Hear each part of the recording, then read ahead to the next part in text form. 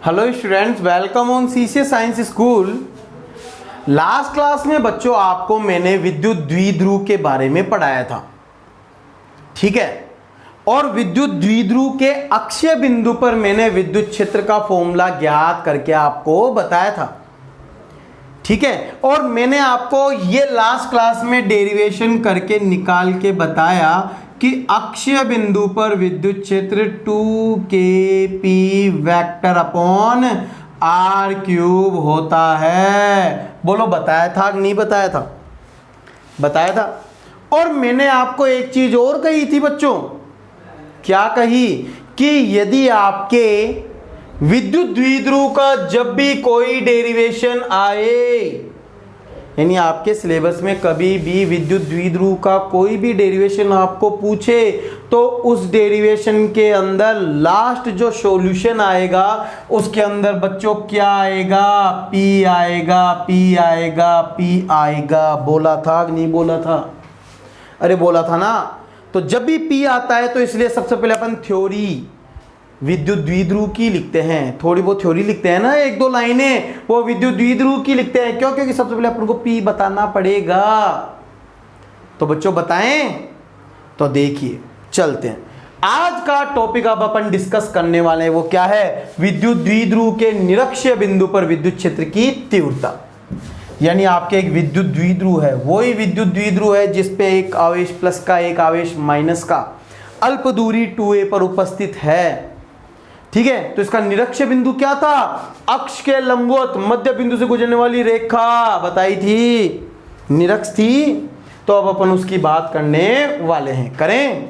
तो बच्चों ध्यान देना, विद्युत द्विध्रुव के निरक्षीय बिंदु पर विद्युत क्षेत्र की तीव्रता। थ्योरी लिखो थोड़ी बहुत, ठीक है, 2-3 लाइनें।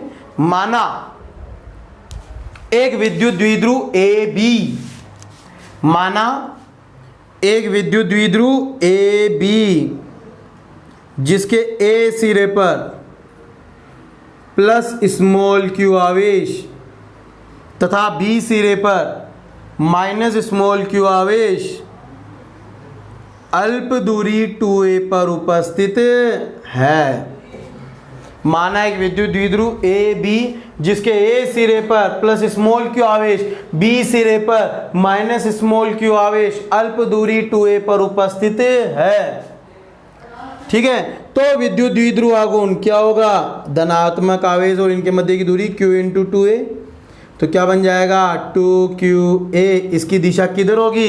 माइनस आवेश से प्लस आवेश की ओर, यानी इधर होगी। तो इसकी दिशा होगी ba के अनुदेश। बोलो होगी कि नहीं होगी? तो ये समीकरण नंबर 1। मैंने आपको यही बताया था कि आपके विद्युत द्विध्रुव का यदि कोई डेरिवेशन है तो उसके अंदर सबसे पहले तुम्हें क्या निकालना पड़ेगा? विद्युत द्विध्रुव आघूर्ण P ज्ञात करना पड़ेगा। उसके लिए समीकरण नंबर 1 आ गया। अब अपन क्या करते हैं? माना ये इसका मध्य बिंदु O है। यदि मध्य बिंदु O है तो ये दूरी हो गई A और ये दूरी भी कितनी हो गई? A। तो इसके निरक्षीय बिंदु पर R दूरी पर स्थित P बिंदु पर, ये इसके R दूरी P बिंदु पर विद्युत क्षेत्र ज्ञात करें।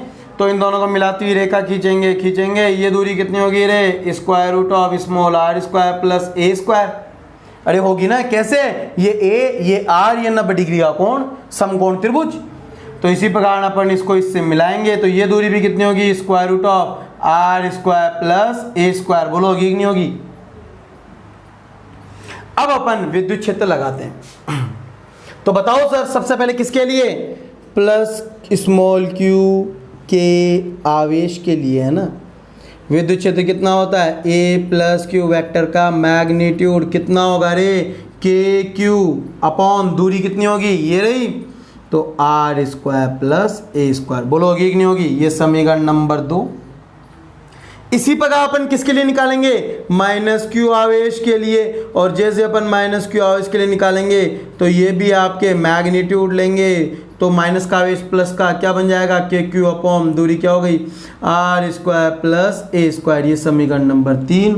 समीकरण 2 व 3 से बच्चों आपको पता चलेगा कि प्लस आवेश और माइनस आवेश दोनों के विद्युत क्षेत्र का परिमाण समान है। बोलो बराबर है कि नहीं है ना? तो सर डायग्राम में तो लगाया नहीं, डायग्राम में अब लगा लेंगे, पहले बना लिया अब देखना। तो बच्चों अब ध्यान देना इधर, प्लस क्यू आवेश के कारण विद्युत क्षेत्र किधर होता है? त्रिज्यतः बाहर की ओर, यानी इस रेखा के अनुदिश बाहर की ओर। ये हो गया E प्लस क्यू वेक्टर होगा। ऋणात्मक आवेश के कारण विद्युत क्षेत्र किधर होता है? त्रिज्यतः अंदर की ओर, तो ये हो गया E माइनस क्यू वेक्टर होगा या नहीं होगा? होगा। ये कोण आपके थीटा, ये भी कोण आपके थीटा। क्यों? क्योंकि सर्वांग सम त्रिभुज हैं दोनों, क्योंकि ये भुजा A, ये भुजा A, ये दूरी R, ये दूरी R, और ये square root of R square plus A square, ये भी square root of R square, यानी दोनों त्रिभुज सर्वांग सम, तो थीटा कोण, थीटा कोण। जब इसके समानांतर रेखा इधर खींचेंगे तो ये कोण थीटा, तो ये संगत कोण थीटा, और ये भी थीटा, एकांतर कोण। अब इसके घटक करेंगे, घटक करेंगे तो जिधर कोण होता है उधर कौन सा घटक? प्लस कोस, तो E plus Q cos theta, और इसके लंबवत sine A plus Q sine theta. बोलो होगा कि नहीं होगा? अब इस माइनस वाले घटक करेंगे तो इधर क्या आएगा? A minus Q cos theta, और इधर कौन सा घटक आएगा? A minus Q sine theta. बोलो होगा कि नहीं होगा? क्या दोनों विद्युत क्षेत्र बराबर हैं? बराबर हैं। तो ये दोनों घटक y दिशा वाले एक दूसरे को निरस्त कर देंगे, यानी y दिशा में आपके निरक्षीय दिशा के अंदर विद्युत क्षेत्र कितना होगा? 0। परंतु ये दोनों एक घटक एक ही दिशा में हैं, तो ये दोनों एक दिशा में जुड़ जाएंगे। सही है कि नहीं है? तो अब अपन बोलेंगे क्या? P बिंदु पर विद्युत क्षेत्र के लिए, P बिंदु पर विद्युत क्षेत्र के लिए बताओ सर, P बिंदु पर विद्युत क्षेत्र कितना होगा? तो सर किसके द्वारा ज्ञात कर रहे हैं? घटकों से। तो घटक लें पहला y अक्ष में, तो नंबर 1 y अक्ष में। जब अपन y अक्ष में निकालेंगे तो ध्यान देना बच्चों, ऊपर वाला घटक प्लस का तो E plus Q sine theta, और नीचे वाला घटक माइनस का तो E minus Q sine theta. दोनों घटक कट गए, कितना आ गया? 0। इसका मतलब निरक्षीय दिशा में विद्युत क्षेत्र कितना होता है? 0। बोलो होगा कि नहीं होगा? तो यहां पे दो लाइनें लिखना। दोनों घटक परिमाण में समान, दोनों घटक परिमाण में समान परंतु विपरीत दिशा में होने के कारण, दोनों घटक परिमाण में समान परंतु विपरीत दिशा में होने के कारण एक दूसरे को निरस्त कर देते हैं। एक दूसरे को निरस्त कर देते हैं। तो विद्युत द्विध्रुव की निरक्षीय दिशा में विद्युत क्षेत्र कितना होगा? 0। ठीक है। अब अपन लेते हैं एक्स अक्ष में, तो नंबर 2 एक्स अक्ष में यदि अपन एक्स अक्ष की बात करें तो दोनों घटक एक ही दिशा में है तो जुड़ जाएंगे। E plus Q cos theta plus A minus Q cos theta, दोनों घटक जुड़ेंगे तो 2E कोस थीटा। क्या मान रख दें? सबसे पहले कोस थीटा का मान निकालते हैं, तो त्रिभुज इन यानी त्रिभुज AOP में कौन सा है? AOP में कोस थीटा बराबर क्या होगा? कोस थीटा होता है आधार बटे कर्ण। आधार कितना है? A, और कर्ण कितना है? Square root of R square plus A square, R square plus A square की पावर 1/2 होगा कि नहीं होगा? तो यहाँ पे यदि अपन x बिंदु निरक्षीय बिंदु पर विद्युत क्षेत्र ज्ञात करेंगे, P बिंदु पर विद्युत क्षेत्र ज्ञात करेंगे, कितना होगा? 2E कितना है? KQ upon R square plus A square, और कोस थीटा कितना होगा? A upon R square plus A square की पावर 1/2 होगी कि नहीं होगी? अब अपन क्या करेंगे? मैंने कहा था जो लास्ट सॉल्यूशन आता है उसमें P आएगा। तो समीकरण 1 को देखो, 2QA क्या बन गया P, तो समीकरण 1 से ये P और ये क्या बन गया KP/r² प्लस a² की पावर 3/2 होगा या नहीं होगा, होगा ना। तो ये निरक्षीय बिंदु पर विद्युत क्षेत्र की तीव्रता आ गई। और वही बात, अब यदि r दूरी क्या हो, a के तुलना में बहुत बड़ी हो तो बच्चों a नगण्य है तो a² भी नगण्य होगा। तो r² plus a² nil equal to r²।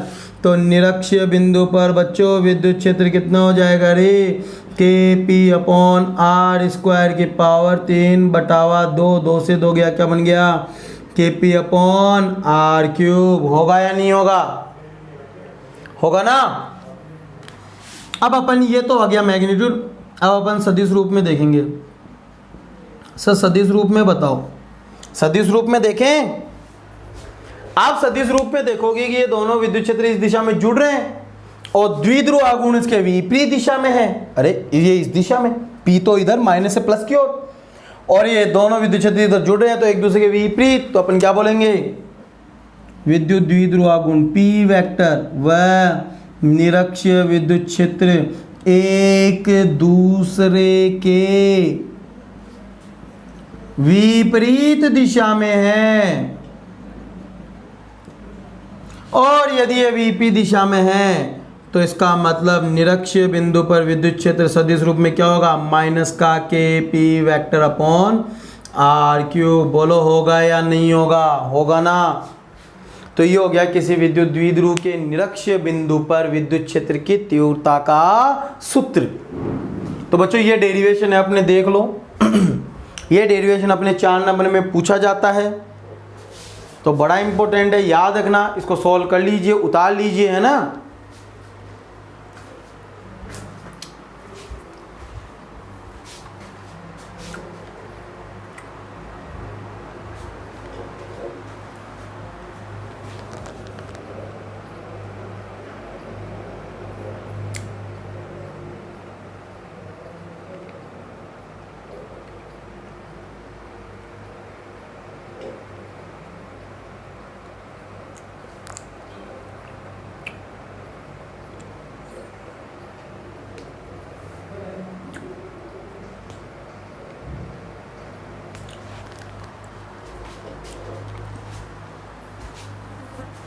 उतार लिए।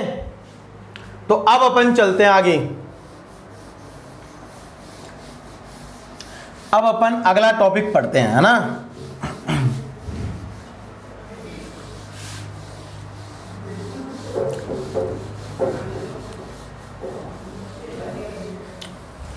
हेलो स्टूडेंट, तो अब अपन अपने नेक्स्ट टॉपिक देखते हैं, समरूप विद्युत क्षेत्र में विद्युत द्विध्रुव। ठीक है, ये अब अपने इस चैप्टर का लास्ट टॉपिक है। इसके बाद में अपने चैप्टर कंप्लीट। तो बताओ सर क्या है समरूप विद्युत क्षेत्र में विद्युत द्विध्रुव। तो जब भी आपके द्विध्रुव का कोई टॉपिक आया तो मैंने आपको क्या कहा था, उसमें सबसे पहले क्या निकालोगे, द्विध्रुव आघूर्ण P निकालोगे। ठीक है, तो समरूप विद्युत क्षेत्र में विद्युत द्विध्रुव। सर समरूप विद्युत क्षेत्र क्या होता है, तो बच्चों सब इधर ध्यान देना। ठीक है, समानांतर विद्युत बल रेखाएं, समानांतर विद्युत बल रेखाएं क्या प्रदर्शित करती है, समरूप विद्युत क्षेत्र प्रदर्शित करती है। ठीक है, तो लिखना है इसके अंदर, माना, थ्योरी लिखो बच्चों, माना एक विद्युत द्विध्रुव AB, एक विद्युत द्विध्रुव AB जिसके A सिरे पर प्लस स्मॉल q आवेश तथा B सिरे पर माइनस स्मॉल q आवेश अल्प दूरी 2a पर उपस्थित है, अल्प दूरी 2a पर उपस्थित है। तो विद्युत द्विध्रुव आघूर्ण, तो विद्युत द्विध्रुव आघूर्ण, विद्युत द्विध्रुव आघूर्ण क्या होगा, P बराबर Q इंटू डिस्टेंस कितनी है 2a, तो 2QA। ये समीकरण नंबर 1। बोलो होगा कि नहीं होगा, होगा। ठीक है, लिख लिए। अब इसमें लिखो समरूप विद्युत क्षेत्र कैपिटल ई वेक्टर में, समरूप विद्युत क्षेत्र कैपिटल ई वेक्टर में विद्युत द्विध्रुव थीटा कोण बनाकर उपस्थित है, विद्युत द्विध्रुव थीटा कोण बनाकर उपस्थित है। तो बच्चों अब इधर ध्यान देना, मैंने क्या कहा, टॉपिक क्या है, समरूप विद्युत क्षेत्र में विद्युत द्विध्रुव। ठीक है, तो समरूप विद्युत क्षेत्र बना लिया, इसके अंदर द्विध्रुव है, तो मैंने क्या कहा, ए बिंदु पर प्लस स्मॉल क्यू आवेश और बी बिंदु पर माइनस स्मॉल क्यू आवेश, ये ए बिंदु और ये बी बिंदु। ठीक है, प्लस का आवेश विद्युत क्षेत्र में प्रतिकर्षित होगा, तो ये हो गया ए प्लस क्यू वेक्टर बराबर कितना होगा, क्यू इंटू ई वेक्टर, और माइनस आवेश पे विद्युत क्षेत्र के विपरीत दिशा में बल लगता है, कितना लगेगा, माइनस का क्यू इंटू ई वेक्टर। दोनों बल परिमाण में समान परंतु विपरीत दिशा में होने के कारण एक दूसरे को क्या कर देंगे, निरस्त कर देंगे। ठीक है, तो प्लस क्यू आवेश पर आपने क्या देखा, प्लस क्यू आवेश पर विद्युत बल कितना है, ए प्लस क्यू वेक्टर बराबर क्यू इंटू ए वेक्टर। बोलो होगा कि नहीं होगा, होगा ना। तो ये प्लस स्मॉल क्यू आवेश पे है, अब अपन माइनस स्मॉल क्यू आवेश पे निकालते हैं, तो माइनस स्मॉल क्यू आवेश पर बल, तो कितना होगा, एफ माइनस क्यू वेक्टर बराबर कितना होने वाला है बच्चों, माइनस का क्यू वेक्टर। तो ये हो गया समीकरण नंबर 3। तो बच्चों बताओ विद्युत द्विध्रुव पर कुल बल कितना लगेगा, तो सर द्विध्रुव पर कुल बल नेट फोर्स, और नेट फोर्स निकालने के लिए क्या करेंगे, अरे दोनों बलों को जोड़ दो जोड़ दो जोड़ दो, और जैसे आप इनको जोड़ोगे तो कुल बल कितना, 0, कुल बल कितना, 0 होगा ना। तो बच्चों लिखो इसके नीचे, दोनों बल परिमाण में समान परंतु विपरीत दिशा में होने के कारण, परंतु विपरीत दिशा में होने के कारण एक दूसरे को निरस्त कर देते हैं, एक दूसरे को निरस्त कर देते हैं। तो विद्युत द्विध्रुव पर कुल बल 0 लगता है, यानी कि आपके विद्युत द्विध्रुव पर कुल बल कितना लगेगा, 0 0। ठीक है, लिख लिए। तो अब इसके आगे परंतु दोनों बलों की क्रिया रेखाएं, दोनों बलों की क्रिया रेखाएं अलग अलग होने के कारण, दोनों बलों की क्रिया रेखाएं, अरे क्रियाशील बिंदु अलग अलग है ना, अलग होने के कारण इस पर एक बलाघूर्ण लगता है। क्या लगेगा बच्चों, बलाघूर्ण। ये कौन थीटा, तो ये भी थीटा, ये बल इधर लग रहा है तो ये इसको इधर लाएगा, तो ये बलाघूर्ण टो और इधर भी टो, तो बलाघूर्ण के कारण ये घूर्णन गति करेगा। तो बलाघूर्ण लगता है जिसके कारण द्विध्रुव घूर्णन गति करता है। ठीक है, तो आपके बलाघूर्ण, तो बलाघूर्ण ज्ञात करें बच्चों। तो बताओ सर बलाघूर्ण क्या होगा, बलाघूर्ण होता है बल, धनात्मक बल गुणा बलों के मध्य की दूरी, लंबवत दूरी, और लंबवत दूरी कितनी है, am। तो अब अपन सबसे पहले am बल का यानी भुजा का मान ज्ञात करेंगे। सर am कितनी होगी, तो am के लिए अपन त्रिभुज लेंगे, त्रिभुज ABM में, और बताओ बच्चों साइन थीटा बराबर क्या होता है, लंब बटे कर्ण। लंब कितना है रे, am के बराबर, कर्ण कितना है रे, 2a, तो am बराबर कितना हो गया, 2a साइन थीटा। बोलो होगा क्या नहीं होगा, होगा ना। तो आपके बलाघूर्ण कितना हो गया, बल है q इंटू ई, बलाघूर्ण है 2a साइन थीटा। बोलो होगा या नहीं होगा, होगा ना। अब मैंने कहा था जो आपके आखिर में जो आंसर आता है उसमें p आएगा, p क्या है, 2qa, तो 2qa क्या बन गया, p e साइन थीटा। बोलो होगा कि नहीं होगा। तो किसी विद्युत द्विध्रुव पर जब वह थीटा कोण पर है तो बलागुण कितना लगेगा, पीई साइन थीटा। सदिश रूप में ज्ञात करें, सदिश रूप में बलागुण कितना होगा बच्चों, आपको बताया गया है क्या कि जहां पर साइन थीटा आता है वहां पे क्रॉस प्रोडक्ट आता है, तो P vector cross E vector, तो ये हो गया बलागुण का मान। होगा या नहीं होगा? होगा ना। तो बच्चों ये था आपके बलागुण का कॉन्सेप्ट, आप इसको उतार लीजिए। ठीक है, इसके बाद में अपन लिखेंगे इसके नोट, तो देखेंगे स्पेशल नोट क्या है आपके। ठीक है,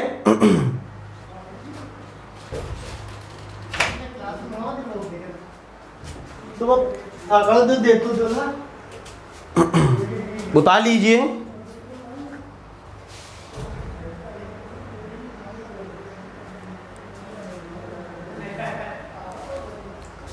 उतार लिए बच्चों। तो अब देखना बच्चों, है ना, अब आगे पढ़ते हैं। तो नोट नंबर 1 लिखो। अब नोट नंबर 1, नोट नंबर 1 में लिखना बलागुण की प्रवृत्ति। बलागुण की प्रवृत्ति। सर इस बलागुण की प्रवृत्ति क्या है? बलागुण की प्रवृत्ति लिखो, यह द्विध्रुव को घुमाकर, यह द्विध्रुव को घुमाकर विद्युत क्षेत्र के समानांतर लाने का प्रयत्न करता है। यह द्विध्रुव को घुमाकर विद्युत क्षेत्र के समानांतर लाने का प्रयत्न करता है। ठीक है, तो ये हो गई अपने बात बलागुण की प्रवृत्ति की। अब नोट नंबर 2 लिखो। नोट नंबर 2, नोट नंबर 2 है समरूप विद्युत क्षेत्र में, किसमें? समरूप विद्युत क्षेत्र, यानी इस समरूप विद्युत क्षेत्र में द्विध्रुव पे कुल बल कितना लगता है? 0, परंतु क्या लगता है? बलागुण पीई साइन थीटा। तो बलागुण 0 लगने के कारण द्विध्रुव स्थानांतरीय गति, यानी एक जगह से दूसरी जगह वाली गति नहीं करता है। यानी कुल बल 0 लगने के कारण आपके द्विध्रुव स्थानांतरित गति नहीं करता है, परंतु बलागुण लगने के कारण क्या करता है? गुणी गति करता है। क्या करता है बच्चों? विद्युत द्विध्रुव समरूप विद्युत क्षेत्र में गुणी गति करता है। ठीक है, अब इसी प्रकार आपके नोट नंबर 3 है। नोट नंबर 3, असमरूप विद्युत क्षेत्र में, यदि असमरूप विद्युत क्षेत्र हो तो क्या होगा? असमरूप विद्युत क्षेत्र, तो विद्युत क्षेत्र अलग तो बल अलग, तो बल 0 नहीं होगा। बल 0 नहीं है तो स्थानांतरित गति करेगा। स्थानांतरित गति करता है, यानी एक जगह से दूसरी जगह वाली गति करेगा, और बलागुण भी लगेगा, यानी घूर्णन गति भी करेगा। तो ये होगी बात अपने इसकी, होगी कि नहीं होगी? अब अपन इससे रिलेटेड कुछ स्पेशल केसेस और देखते हैं। तो अगला केस है आपके केस यानी नोट नंबर 4, जो आपके कहलाएगी विशेष स्थितियां।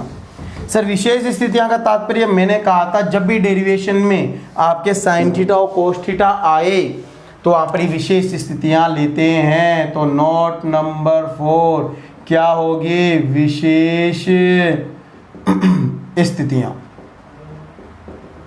तो विशेष स्थितियों में आपके नंबर 1 स्थिति है, स्थिति नंबर 1 क्या? यदि थीटा बराबर 0 हो, यानी द्विध्रुव आघूर्ण और विद्युत क्षेत्र एक दूसरे के समानांतर हो, तो बलागुण कितना लगेगा? पी साइन 0 0, बलागुण 0, और कुल बल भी कितना था? 0, यानी वह कोई सी गति नहीं करेगा, यानी ये क्या है? संतुलन। कौन सा संतुलन कहलाता है? ये होता है आपके स्थायी संतुलन अवस्था। तो बच्चों याद कर लेना, थीटा बराबर 0 क्या कहलाती है? स्थायी संतुलन अवस्था। इसी प्रकार स्थिति नंबर 2 क्या? जब थीटा 90 डिग्री हो, यानी एक दूसरे के लंबवत, विद्युत द्विध्रुव विद्युत क्षेत्र के लंबवत हो, तो जब लंबवत होगा तो बलागुण पीई साइन 90, साइन 90 1, तो पीई यानी अधिकतम, और बलागुण लगेगा, इसका मतलब द्विध्रुव घूमेगा और जब द्विध्रुव घूमेगा तो ये कहलाती है असंतुलनावस्था। ये क्या कहलाती है बच्चों? असंतुलना अवस्था। अब आती है स्थिति नंबर 3। थीटा कितना हो? 180। 180 कब होगा? जब पी ई के प्रति समानांतर होगा। प्रति समानांतर का तो उल्टा, तो P E sine 180 sine 180 zero, बलागुण जीरो और बल भी जीरो, यानी ये आपके कहलाती है क्या? अस्थायी संतुलन अवस्था। ठीक है, तो बच्चों ये आपके ये इंपॉर्टेंट नोट थे और ये आपके चैप्टर कंप्लीट। तो आपने देखा थीटा बराबर 0 पर स्थायी संतुलन अवस्था कहलाती है, थीटा बराबर 90 पे असंतुलन अवस्था कहलाती है क्योंकि बलागुण लगता है घूमेगा, और जब थीटा बराबर 180 है तो ये अस्थायी संतुलन अवस्था कहलाती है। अब सर स्थायी और अस्थायी कैसे हुई, इसके बारे में मैं आपको चैप्टर नंबर 3 में बताऊंगा। ठीक है, तो ये था आपके विद्युत आवेश तथा इसके क्षेत्र। और सबसे इंपॉर्टेंट टॉपिक बच्चों विद्युत द्विध्रुव है। विद्युत द्विध्रुव के बाद में जितने भी टॉपिक मैंने पढ़ाए वो आपको कंप्लीट तरीके से आने चाहिए, क्योंकि इसी से रिलेटेड मैक्सिमम क्वेश्चन आपके आरबीएसई बोर्ड के अंदर पूछे जाते हैं। ठीक है, तो ये आप डेरिवेशन उतार लीजिए।